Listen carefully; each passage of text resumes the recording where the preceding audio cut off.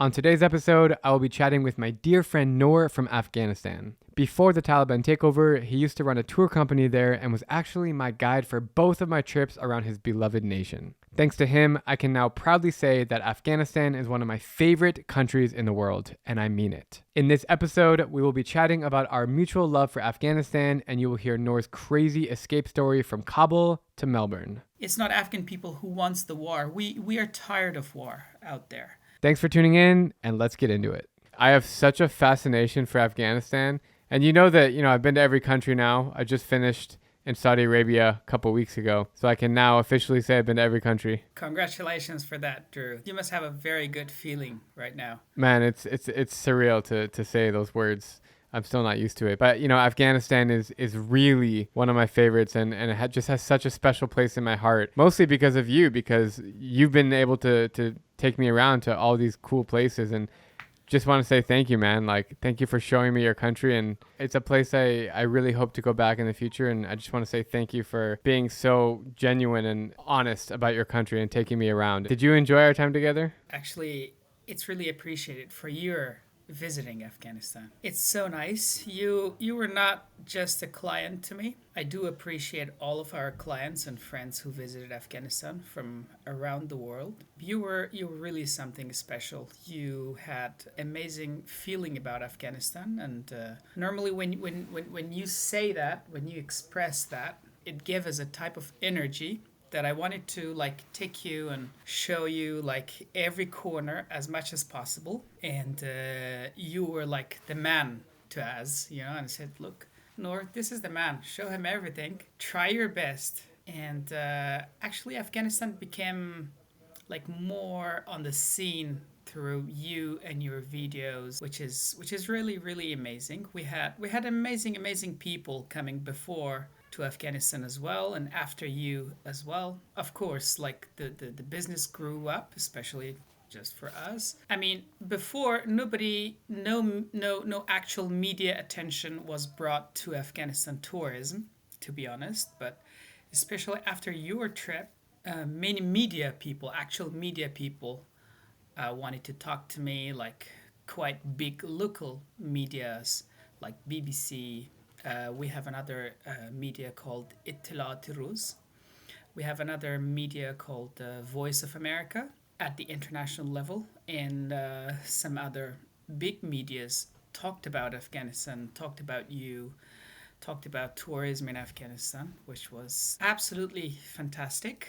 Although they always used to take my name as well, and it was a very nice feeling, especially when all these big medias were talking about tourism in Afghanistan, the beauties of Afghanistan, the history and the culture and everything. It was amazing, I enjoyed making all those videos. Those are stories that I love to tell. The culture is so beautiful. The people are so kind, and it's different than what the media says about Afghanistan. I hope my videos shined a positive light on the country. I think I made about 15 total videos, and they've had over 100 million views across YouTube and Facebook, which I'm very proud of. And we really visited almost all the regions that are safe to visit, right? Yes, we went to Mazar Sharif in the north. We went to the Balkh province. We went to Kandahar. We went to Herat. We went to Kabul many times. We went to Panjshir Mountains. We went to Bamyan. One time we road tripped from Kabul to Mazar Sharif and the snowstorm came. We went through these crazy tunnels. It's a beautiful countryside. And all of a sudden, it was April, my first trip. And I thought it wouldn't be snowing at that time because the winter was over. But we got caught in this huge snowstorm. And a really sad story that I tell people sometimes is you were driving on the freeway with me, just me and you, and accidentally a dog jumped in front of the car, like a big dog, and you had hit it and killed the dog. And me and you looked at each other and we were like, oh shit, what are we going to do now? We pulled over. The dog was actually nowhere to be found. Remember? It was dead. Yeah. It went in the bushes. We couldn't even find the dog.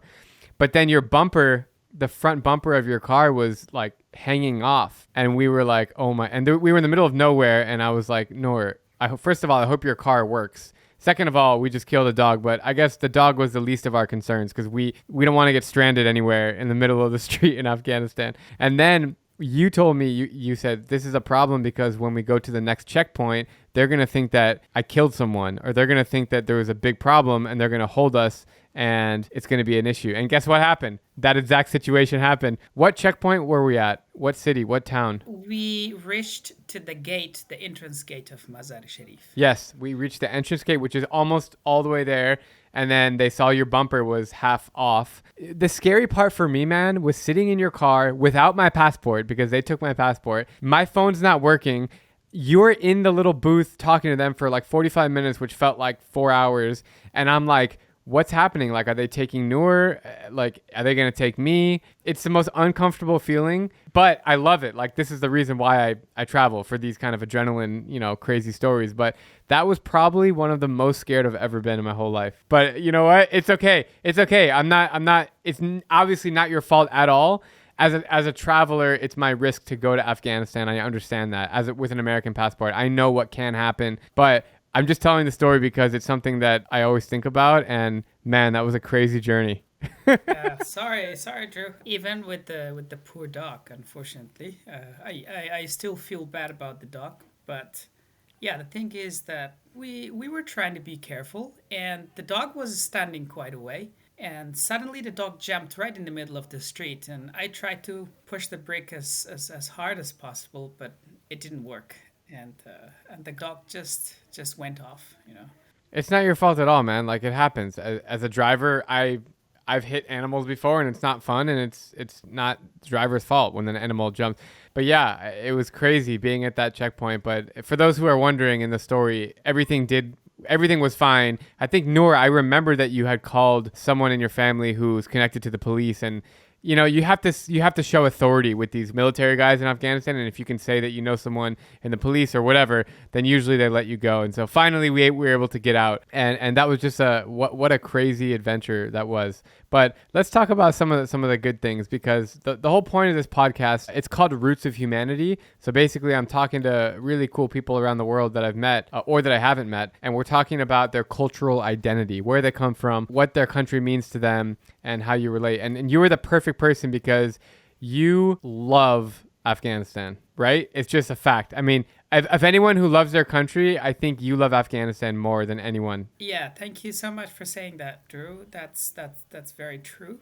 Working in Afghanistan at the time, where we had 34 provinces, and we could only work in 6 or 7 provinces with lots of tensions, Drew. You remember that when we were driving, how curious we were, how careful we were, like arranging about the security with everybody, and make sure the location that we used to go was fine. With all of these concerns, when we were walking in the bazaars, it was not only a job for me just to take you to a bazaar or take you to a location, take photos, good shots, and leave. All the time during work, I was nervous everywhere. Something could happen right in the middle of the people, right in the middle of the city, at the site. Something could happen. Especially, like, I took lots of people to Balkh area, the location that I took you to Balkh. It was just the front line. Where we smoked a hash, right? We went to the hash den. Yeah. That's right, yeah. Literally, it's like this little place where there's a bunch of old men, maybe 5 or 6, and they just smoke really strong Afghan hash. The front line. It was mainly very, very close to the opposition party, and anything could happen. We could just get caught in the middle of a clash. We could get maybe ambushed somewhere on the way. And also the government was pushing us a lot as well. So beside all of these type of difficulties that we had, like all the time the security department was making phone calls, were asking me to go to the Department of Security and explain to them who I brought into Afghanistan. What they mean was my clients. I had to explain, giving them the identities of everybody. So talk about the security.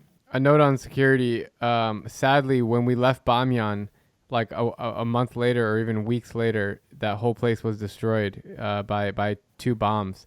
And I remember when we were there, you told me it's the most stable place in the whole country. In the last 20 years, there had not been any attacks. People live peacefully. You can walk outside alone at night. And I felt all those things when I was there. And then as soon as I left, I look on the front page of CNN and there was 2 big attacks. Remember we shot that street food video in Bamyan? That's right. Yeah. Yeah. Right where we were shooting that video. Exactly. Was completely destroyed. And how many people died? Like more than 30, I think. I mean, it's so sad. So I don't even know that all that is happening behind the scenes. When you're on the phone all the time, I don't understand Dari or Farsi. So you're speaking, you're always having these conversations about security when I'm there. That's true, Drew. So all of these, it needs a lot of energy. It needs a lot of work, lots of tensions and stuff. But you can only continue such a job when you have a special passion and love and care about your country and about your people and architecture and history and everything like that. It was not really an easy job, Drew. I used to work a lot. Sometimes I was always following on the flights. Sometimes flights used to cancel. I had to go through road. The whole night I couldn't sleep. Sometimes even when I was with you, when we were supposed to make a road trip, this road trips happened many times when I was guiding in Afghanistan, and sometimes I had to stay awake the whole night. I mean, sometimes my phone was ringing just in the middle of the night, and just to give me a report and make sure where I am. What do you think are the biggest risks of a traveler like myself coming? Is it kidnapping? Is that the biggest risk? It's absolutely kidnapping. It's absolutely kidnapping. So we didn't want anything of those to happen to you or anybody else. So all these nice, beautiful people with beautiful mindset, they wanted to come to visit Afghanistan. They wanted to have a good time in Afghanistan, and they wanted to see the beauties. So we were trying to make 100% sure that they're okay, they're good, and they go home with nice pictures, nice stories, and Right. memories and stuff like that. And sometime when some of my clients were talking to me about like, hey Noor, there are other guides in the other parts of the world as well, but you are like you're working a lot, you're more tired, and sometimes they were talking to me like that. And I was saying, look, it's not only guiding, just to take somebody, for example, to the Buddhas of Bamyan, explain about the Buddhas, and then take some photos and leave. It's just not like when I was guiding in Afghanistan. Actually, at that time, I was a security officer. I was a security advisor. I was a security specialist, and at the same time I was a manager who was managing the other aspects of my work. There were other drivers, there were other guides working at the same time. It was difficult, Drew, but there was a huge love behind that. It was not only about money. Of course, I was receiving money from people who were coming to Afghanistan, but it was not only about money. I used to work for the organizations before, and they gave me good money, but I didn't have a good feeling. So when I was guiding, it was a type of respect for my country, and I was sure that I'm doing the right thing. And when you came to Afghanistan, when Thomas came to Afghanistan, and many other good people who came to Afghanistan, that was a very big achievement. And now I really feel proud of myself that I did all of that for Afghanistan. Yeah, man. And as a traveler, I also feel the same risks, going to Afghanistan. I mean, you were worried about security. I was also worried about my life. I'm a very public person. Everything I do is online. Even though I didn't publicly say I was in Afghanistan when I was there, the word still gets out, and I know the risks. But a lot of people ask me, why do I like Afghanistan? And it's hard for me to actually put into words. What I would say is that it's so pure and authentic. And the way that the people dress and the way that they act and the way that they eat and the way that they socialize, to me, seems like it has been for the last 500 to 1,000 and beyond years. I feel like if anyone went to Afghanistan in the year 1600, they would see a similar Afghanistan than what they see today. Of course, you see cars on the road. Of course, people have cell phones. But honestly speaking, not that many people have smartphones. I mean, especially when you leave the cities, they have these little tiny, we call them burner phones in the US, but they're just to dial the number and call. I mean, people aren't surfing the web all day. They're not wasting time. At dinner, you don't see everybody on their phones. Of course, maybe in Kabul and certain parts of the country you do. But generally speaking, I feel like Afghanistan puts you in this really cool movie of you're in a time machine. I just went back to the year 1800 and here's what life was like. And it's amazing. When you walk through the market of Kandahar, it's still like made of the same mud bricks, and the way that the vendors are making the ice cream in these buckets. Literally, they like have an ice bucket where they're hand making ice cream right in front of you, and like it's a lot of physical labor. I've never seen that anywhere else in the world. And then getting my picture taken on the street of Kabul with this old man who has a 100-year-old camera. You can't really find that anywhere else. So, as someone who's been to every country, I really feel like Afghanistan is the most cultural place, and it just holds on to its roots. And it's not like they're trying to do that. It's not like people are making an effort to hold on to their roots because they wear the same traditional clothes and that's just part of their identity. Other countries, like, they've modernized so quickly. Saudi Arabia is a great example. They've modernized so quickly that they're now trying to go back to their roots, and they're trying to now wear the traditional clothes, and they're trying to sit on the floor and eat with their hands because they've lost that sense. So I don't know. I can go on and on about Afghanistan, but that's really the true reason why I love the country. So that's a good segue into talking more about your connection to the country. So I want to know about your family background. Like, are your parents, grandparents, great-grandparents, are they all Afghan, or do they come from different parts of the world? Tell me about your family. I think, Drew, our whole family, we're coming from very central parts of Afghanistan, which is Ghazni province, and I think we are quite the aborigines of the central Afghanistan. I think as long as I know, as long as I can see, at least for like 2,500 years, we are the people who are living in the central parts of Afghanistan, which is like Ghazni, which is Bamiyan, Daikundi, and a little bit in the northern part of Afghanistan, in Balkh area and Samangan, which is absolutely all like Hazara people. Explain Hazara for people that don't know. Hazara is here, I'll explain first and you can add. There's many different ethnic groups in Afghanistan. Pashtun, Hazara. Hazara is an ethnic minority. I think it's about 10 to 15% of the country, or maybe I'm wrong, maybe 20%. And physically they look different. To me they look a little bit more Asian, right? Like more Central Asian. And okay, you can, that's all I wanted to say. Tell me more about the Hazara people. Hazaras are quite the aborigines of Afghanistan. Like, at least I know, I can for sure say that according to my belief and my research that I've done just for myself, for my understanding, they are there for like 200 and 2,500 years. But according to some estimations and history facts, they are there for more than that, something close to 4,000 years. Beside Uzbeks and Tajiks and Pashtuns living, and of course we are all Afghans in general. Our identity outside of Afghanistan is Afghan, and we respect that, and we love all the people who are living in Afghanistan. So we are coming from these central parts of Afghanistan, and my whole family, like my great grandparents, are all Hazara people from the central parts of Afghanistan.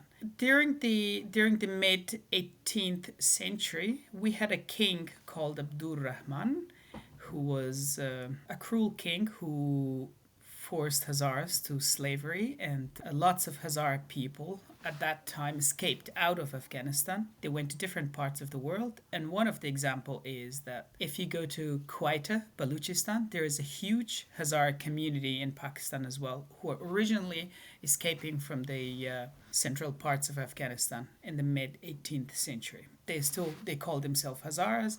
They still talk Persian among themselves, and they have the special Hazara accent when they talk amongst each other.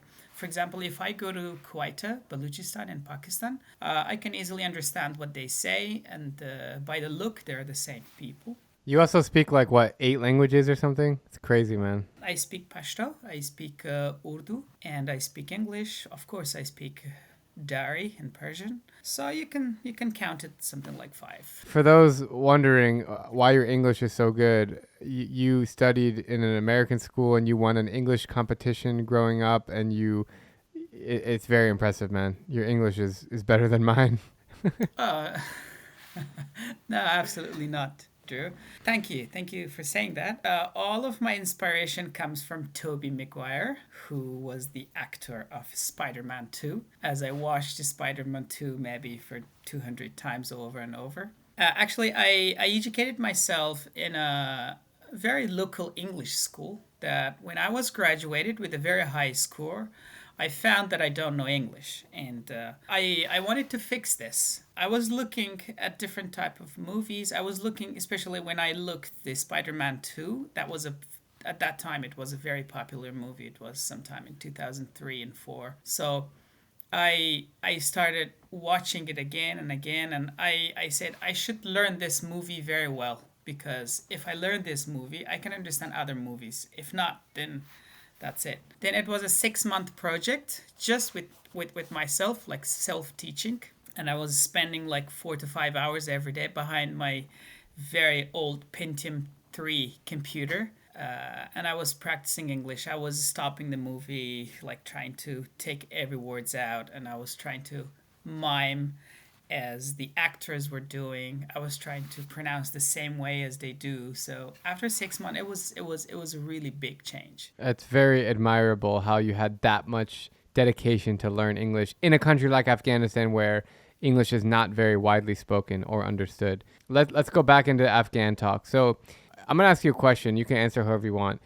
What does being Afghan mean to you? Well, Drew, being an Afghan means like everything to me. It means life to me. Well, today, lots of people now around the world, they like me, they care about me, they want to help me. And even today, sometime when I move around Australia, some people identify me in the train, in the playground when I take Daniel just to play with them. Some school kids come and then say hi and then ask me if I'm the guy with Drew Binsky, and I say yes, I'm the guy. And say, oh yeah, It happens to you now? yeah. Even like 2 days ago, I took Daniel to a little park here. I wanted to play with him, and just a very young man who was like 17, 16 years old, and he came, hey, are you Noor from Drew Binsky videos? And I said, yeah. Oh man, like I watch your videos and it's nice and stuff like that. That makes me feel so good. That for some context for those listening, you now live in Melbourne, Australia, and you've been there for what, 3 months now? Since August now. Yeah. Yeah, and you came. We're not gonna dig too deep into this, but because of the Taliban takeover, I was so worried about you, man. But I'm so glad you were able to make it out safe, and that's a whole nother story for a whole nother podcast, I think, of how you were able to escape. I actually have a video on my YouTube channel where we talked about it, but I'm so glad that you made it out safe, and you're now in Melbourne, and that warms my heart to hear that somebody recognized you from my video. And many other people, like quite cool Australian dudes, they were just sending me messages. They were inviting me for coffee. They were taking me, to around to show the Melbourne, and they were giving me gifts and stuff. And all of these are happening, Drew, because I am an Afghan, because I showed the beauties of Afghanistan, because I cared about my people and my country. That's what Afghan means to me. That's part of my identity, and it's a big truth. Like nobody can change it. I cannot change it, and that's it. So without Afghanistan, without being a person from Afghanistan today, I was just like any other person among the 7 billion population living on this planet. So. You know what's crazy, Noor, is you are so proud of being Afghan, and I admire that. And you're not scared to ever talk about it when you're traveling, or you are. That's you as a person. You are Afghanistan. Me, on the other hand, I love the USA. I love being American. I'm a proud American. I love my country. But sometimes when I travel, I'm a little bit shy to talk about being American, and I don't know. It's because regardless of people's opinion on the US, they either love it or they hate it. But whatever it is, they always want to engage in a conversation that I don't want to engage with, talking about Trump, talking about whatever. And that's why I always shy away from sharing my background with people. It depends where I am, of course. I mean, it's a country by country basis, but I don't know. I'm relating it to me right now, and it's so interesting. Like when I travel, I want to do un-American things. I don't want to necessarily hang out with Americans all the time. I always want to be with locals and go places and just do cultural things. What I'm saying is I really admire how you come from Afghanistan, which when you say the word Afghanistan to most people, they would automatically think bad things, automatically think bad thoughts: Taliban, explosions, war, crime, death. That's what people think about Afghanistan. And so it's really, I really admire that you carry the country on your shoulder, and it's really just an incredible thing. So if anyone wants to visit Afghanistan, I know now is impossible, but let's just assume that let's just assume we're in before 2020 or 5 years from now, and it is safe to go to Afghanistan.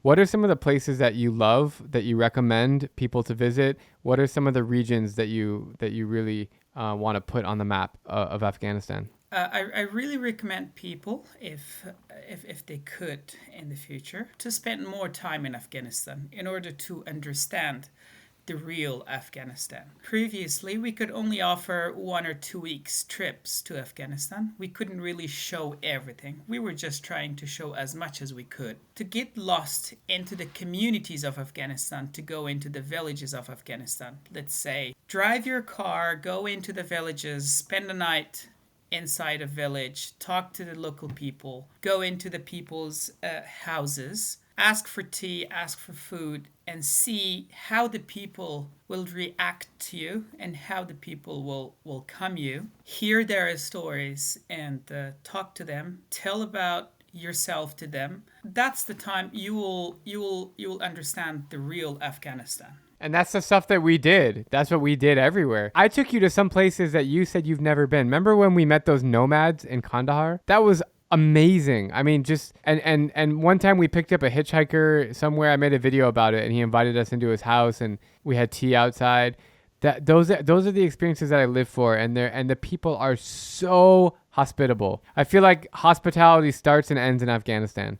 Just like you said, they're very curious people, and they want to know, what are you doing in Afghanistan? Where are you from? Tell me about your life. Like, they're very, very kind-hearted people. And I agree with what you're saying. That's true, Drew. So what I and you did, it was nice, but it was covering like the most important and main things in Afghanistan. But there are lots of small details inside the communities of Afghanistan that you need to spend more time in Afghanistan in order to be able to discover them. You know, for example, we have Nancy Dupree, a lady who traveled in Afghanistan like 40 years ago. And she became in love with Afghanistan. She wrote books about Afghanistan. And she explains a lot about the country. There are many other places. For example, we couldn't go to Helmand, Drew. We couldn't go to Ghazni. In Kandahar, we were only able to visit just the center of Kandahar. But the main important aspects of Kandahar begins when you go to the districts, when you go to the villages. We went to that, what is that ruin on top of the hill? That's the old city of Kandahar. It's called Zorshar. It's like 2,000 years old. That place is so cool. Man, Kandahar. I'm so glad we were able to go there. I was pretty scared when we got off the plane. The security check in the airport is so intense. But wow, what a trip. Kandahar, Afghanistan.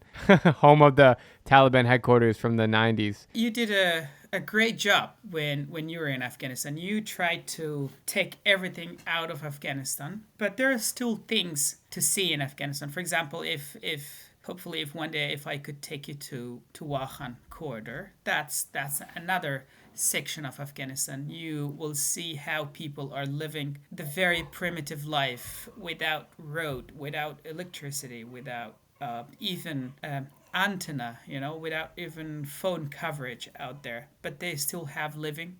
They still welcome people. You can go to people's yurts and houses. You milk from the animal and then drink it over there, And that's on the border of Tajikistan in the mountains, right? Yes. Let's talk about the food.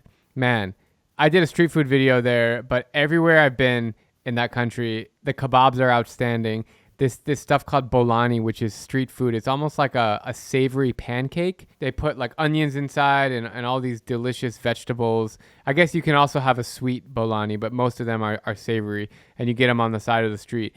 And then sometimes people ask me the question, where's the best fruit you've ever had? What's the best watermelon you've ever had? My answer is always Afghanistan. For some reason, like the climate in your country is blessed because you have really high elevation, low elevation, mountains, lakes, you have everything.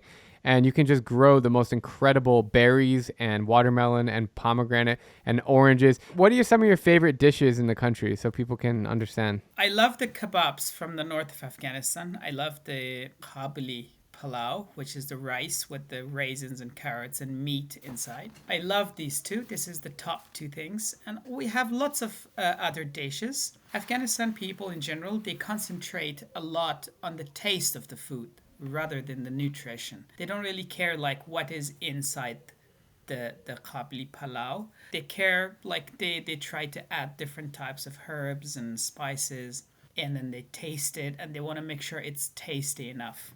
So yeah, like they don't really know about carbohydrates, they don't really know about protein and vitamins and stuff like that, but it needs to be tasty. This is the main two things for me. And we have shurwa, we have different type of other recipes. We have chainaki, we have bulani, we have mantu, we have ashak. All these words, nobody understands what they are. You have to explain what they are. So mantu, you probably remember, it's a type of dumplings made out of crushed meat. And then meat is first it's minced, and then it's crushed, and then you add different types of herbs and spices in it, especially lots of onions and garlics and other more stuff to make it super tasty with a very strong taste. And then you put it inside a very pepper type of narrow sheet of dough, and then you close it, and then you put it into the boiled water, but from the steam. It's cooked by the steam. And then you take it out, and then you add some toppings. Especially we have a special thing, it's called chaka in Afghanistan. It's made out of yogurt, but it's not yogurt. It's a processed type of yogurt. It's in a local product in Afghanistan. So you add that one. That's especially for mantu and ashak. Ashak has the same process. And then you add any type of sauce. You make sauce out of lentils. You make sauce out of chickpeas, out of beans. And then you add it on the top, which is sour and spicy and nice. You know what's cool about Afghanistan cuisine? Afghanistan is located so perfectly right in between Iran and Pakistan and India and even China. And so you have influences. Like you do get this sense of curry. There's some kind of lentils that you would find in India or Pakistan.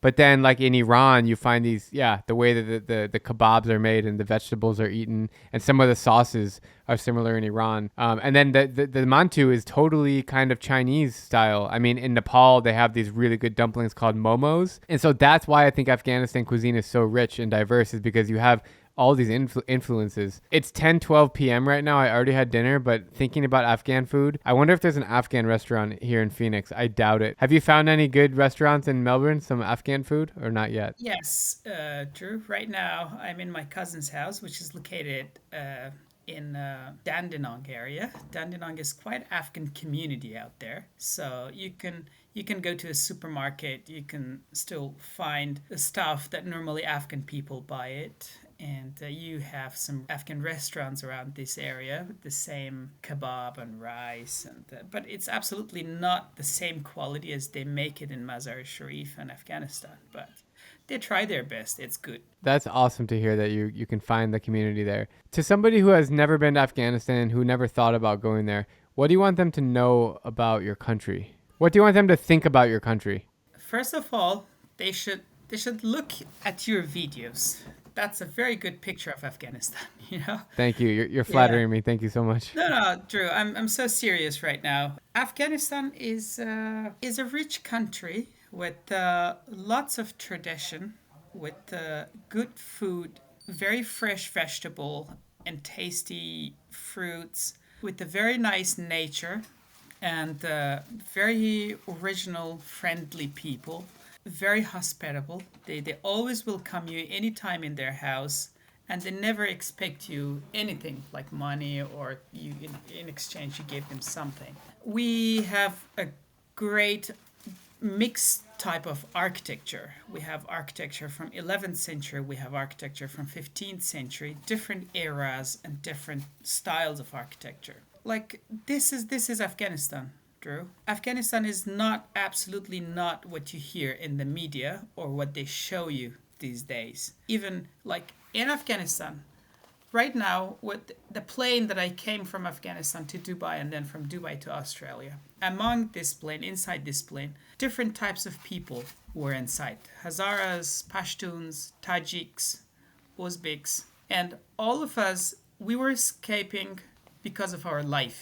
We were escaping from Afghanistan because of our safety. So even when I was in Afghanistan, until the last minute, I stayed in Afghanistan and I worked in Afghanistan. We were hoping for peace. Everybody was tired of war. All these big type of projects and countries and crazy stuff going on in Afghanistan, none of them belongs to Afghanistan people.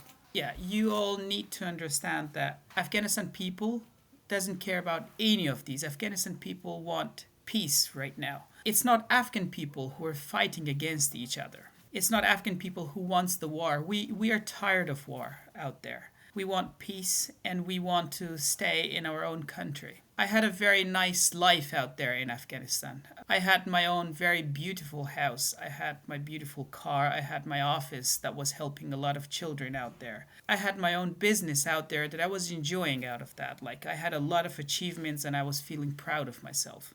I mean, can you imagine how you can leave everything like that behind? How do you want to leave your house, your money, your office, your business, and go somewhere? You know, right now I'm in Australia and I'm happy. I was one of the luckiest who came out of Afghanistan right now. But now I don't have a house here. I am looking for a house for rent. It's 2 weeks that I'm searching a house. I go, I inspect a house, and then I apply, and then they don't accept me, you know, because they think I don't have money, because they think I don't have experience in Australia. I didn't have a job anywhere before. Like, I don't have the documentations for that. And this is my life in this beautiful Australia, this great big Australia here. Can you imagine something like that? So we're forced, you know, to escape out of Afghanistan. We don't want to escape. And we never had problems in Afghanistan 50 years ago, 60 years ago. But I don't know what the world is doing right now in Afghanistan. It's like huge game of politics happening over there. Pakistan is part of this, Iran is part of this, India is part of this, America is part of this, Russia and China is part of this. It's all these countries fighting against each other, but in a field by the name of Afghanistan. So Afghanistan is just a playground for them. They play their nasty, stupid game out there. I'm sorry when I'm talking about Iran, Pakistan, America, I don't mean the people. The people is absolutely amazing. I love the people of Pakistan. I love the people of Iran. I mean, most of my most beautiful friends in America are very, very nice American that I'm proud to be friend with them. And we are friends and they care about me. But I hope one day this nasty game is over, Drew. And they just leave us alone and then we can continue our normal life out there. So that's what you need to know about Afghanistan. Yeah. We are not terrorists. We don't fight against each other. There are other people from outside. They come and they play their game and fight inside Afghanistan. There's so many things that I want to talk about with you, and we have such limited time, unfortunately, but your escape story, going back into the 90s, if I understand the dates correctly, it was the first couple of years of the 90s when the Taliban took over Afghanistan. Is that right? Yeah, Taliban was created in 1995. They took over like 95% of Afghanistan, especially Mazar-e Sharif in 1998.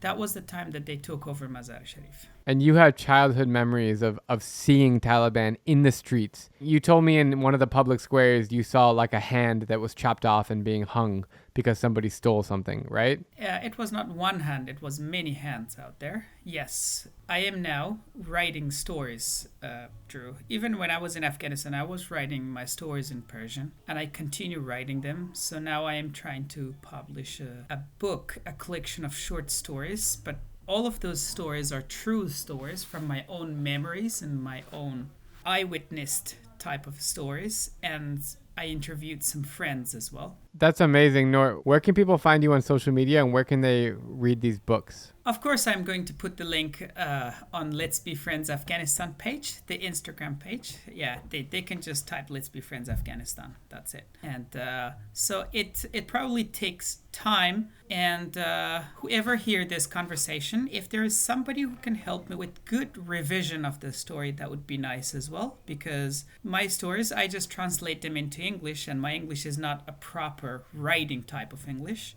So I really need help with an actual revision on my stories to make it like a book. I can reach out to people in my network as well to find a good editor for your books. Yeah, man, I'm very happy to help you out. You help me, I help you, and we all share the love of Afghanistan together. Thank you so much, Drew. You were always great, Drew. Thanks, man. In this moment of time, if you could send one message to everybody in the world listening right now, what would you like to tell them? I mean, humanity, Drew. We need to respect the humanity. We need to care about each other. We need to stay positive. And we're just piece of each other. We're the same. We need to love each other.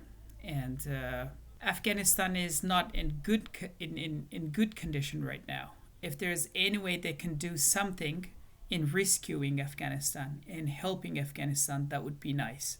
So in Afghanistan, it's all human beings living out there. They're in a very bad condition right now, especially it's winter right now, Drew. Now I am planning to set up my team, talk to my friends around the world. I will put this on Let's Be Friends Afghanistan page as well.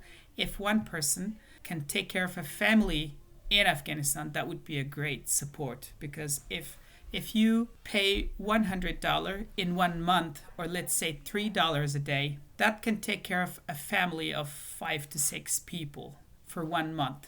So if you can do that, do this please for Afghanistan people. We will connect the people together.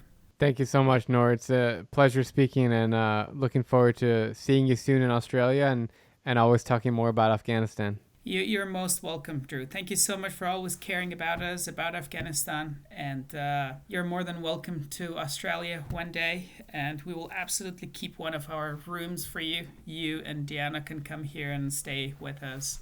And I will show you the beauties of Melbourne. It's our habit to show you the beauties, all the time.